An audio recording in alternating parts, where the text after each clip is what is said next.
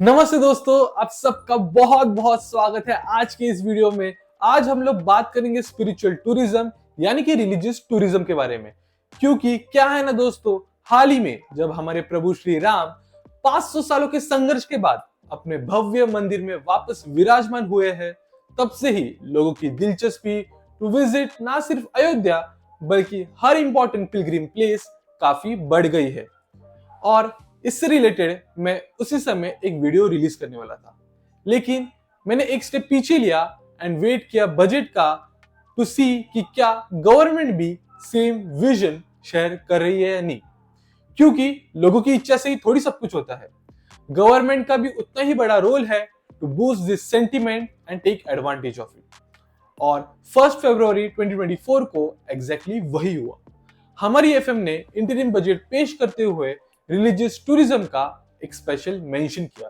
Tourism, including spiritual tourism, has tremendous opportunities for local entrepreneurship. और ये भी कहा कि इसमें ट्रेमेंडस अपॉर्चुनिटी है फॉर एंटरप्रेन्योरशिप। तो आइए देखते हैं कि एग्जैक्टली कितनी बड़ी अपॉर्चुनिटी है ये, और क्या इससे देश की इकोनॉमी को एक अलग बूस्ट मिलेगा। लेकिन आगे बढ़ने से पहले आप सबसे एक रिक्वेस्ट है कि अगर आपने मेरे चैनल को सब्सक्राइब नहीं किया हो तो प्लीज मेरे चैनल को सब्सक्राइब कर लेना, एंड मेरी वीडियोस पसंद आती हो तो प्लीज मेरी वीडियोस को लाइक कर देना, अपने दोस्तों के साथ शेयर कर देना, एंड कोई भी सजेशन हो तो please feel free to use the comment box. Let's start. Chapter 1, why spiritual tourism. दोस्तों, भारत का केस देखोगे देन आपको रियलाइज होगा कि भारत का 60% से भी ज्यादा टूरिज्म एसोसिएटेड है स्पिरिचुअलिटी के साथ, और ये बहुत ही सिग्निफिकेंट नंबर है। क्योंकि इन्हीं विजिट्स की बदौलत प्लेसेस ऑफ रिलीजियस टूरिज्म ने 1,34,000 करोड़ अर्न किए सिर्फ 2022 में, जो मिनिस्ट्री ऑफ टूरिज्म के एनुअल बजट से लगभग 50 गुना ज्यादा है। एंड एक्चुअली अगर देखा जाए तो रेवेन्यू का नंबर काफी कम है, क्योंकि भारत में इवन दो 60% से भी ज्यादा लोग स्पिरिचुअल प्लेसेस विजिट करते हैं, लेकिन भारत का overall tourist percentage with respect to इस पॉपुलेशन काफी कम है, क्योंकि भारत एक लो इनकम कंट्री है। सो जैसे जैसे लोगों की इनकम बढ़ेगी एंड वो अपने बेसिक नेसेसिटीज को कवर करने के बाद जो सेव कर पाएंगे उसी से वो ट्रैवल प्लान करेंगे, जो फिलहाल के सिचुएशन में कम नंबर है। लेकिन आपको इसमें ईयर ऑन ईयर ग्रोथ दिखाई दे रही है, जो भारत की इकोनॉमिक ग्रोथ स्टोरी को सपोर्ट करती है। Chapter 2, spiritual tourism related infrastructure. तो दोस्तों, ये सोच के चलना कि इनकम ग्रोथ के साथ साथ लोग रिलीजियस प्लेस पे और ट्रैवल करेंगे इज टोटली रॉन्ग। क्योंकि आज भी ऐसे बहुत लोग हैं जिनकी कैपेसिटी तो है ट्रैवल करने की, लेकिन the places which they want to visit lacks infrastructure, especially religious places. क्योंकि ज्यादातर religious places tier 2 and tier 3 cities में होते हैं, या फॉर दैट मैटर गांव में।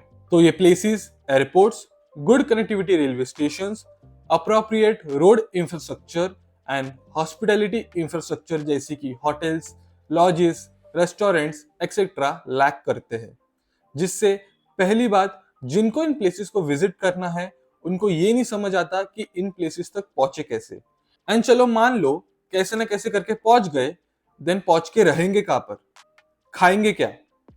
क्योंकि कोई भी व्यक्ति अगर इतना दूर ट्रैवल करके जा रहा हो वो एटलीस्ट 1 से 2 दिन तो रुकेगा, बट जब उनको ये बेसिक फैसिलिटीज नहीं मिलती तो चाह कर भी वो ट्रैवल का प्लान नहीं बना सकते, या बना भी लिया तो वो टीयर 1 सिटीज के आसपास के एरियाज का ही बनाते हैं। दोस्तों, इंफ्रास्ट्रक्चर से ग्रोथ इन रिलीजियस टूरिज्म का सबसे बेस्ट एग्जांपल है वाराणसी। अगर आप में से किसी ने काशी विश्वनाथ मंदिर में दर्शन किए होंगे before the construction of corridor, तो आपको पता ही होगा कि कैसे छोटी छोटी गलियों से होकर आपको मंदिर जाना पड़ता था।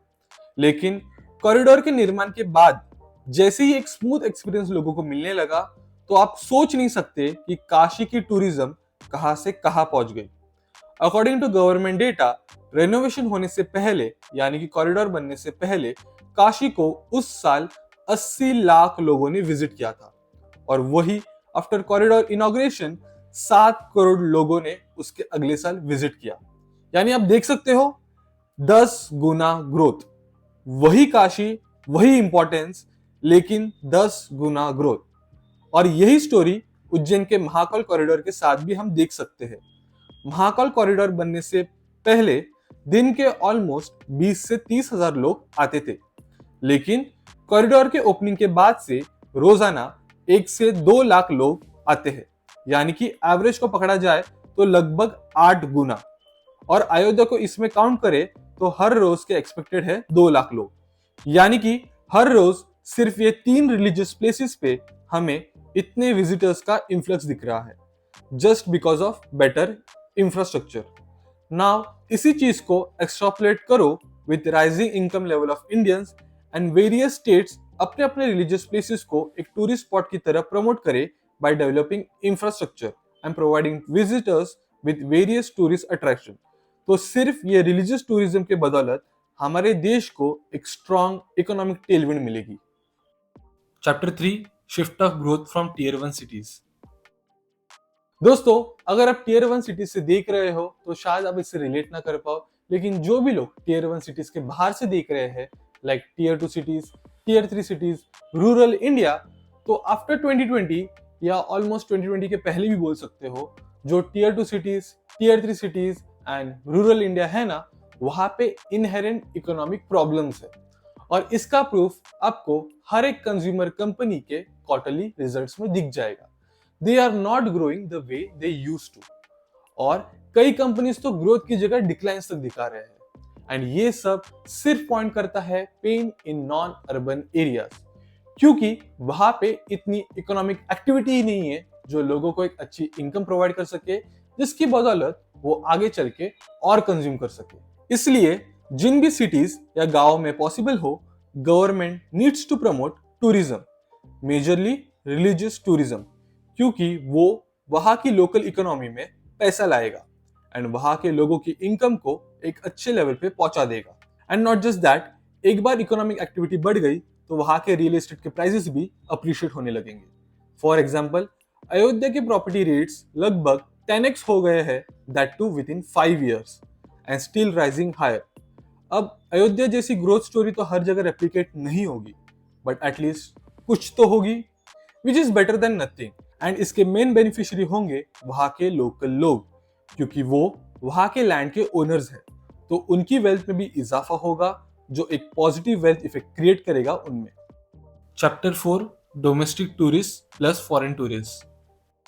दोस्तों, बेशक भारत का 60% टूरिस्ट ट्रैफिक पिलग्रिम प्लेसेस से आता हो, एंड हमने डिस्कस भी किया कि वहां का इंफ्रास्ट्रक्चर सुधारना पड़ेगा in order to attract more tourist, लेकिन इसमें भी हमें एक लेवल ऊपर का सोचना पड़ेगा, and that is to attract foreign tourist.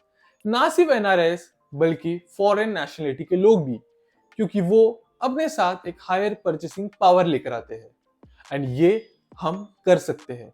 मैं ऐसी कोई भी चीज नहीं बता रहा हूं जो हम अचीव नहीं कर सकते या इम्पॉसिबल हो, क्योंकि आप ही लोग नोटिस करना कि धीरे धीरे करके भारत अपनी कल्चरल सॉफ्ट पावर स्ट्रेंथन कर रहा है, बी इट योगा का इंटरनेशनलाइजेशन, आयुर्वेद को एक मेडिकल ट्रीटमेंट मानना, एंड हमारी स्क्रिप्चर्स की टीचिंग का वाइड स्केल इंटरप्रिटेशन।